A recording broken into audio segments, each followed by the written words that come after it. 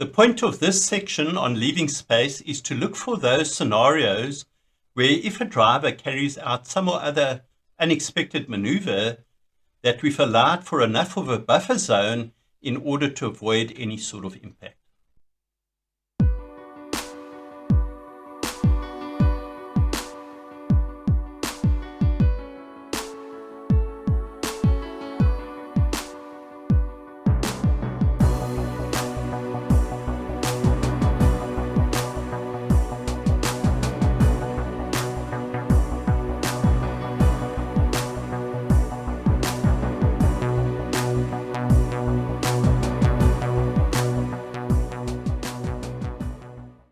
Please like, subscribe, and get notified.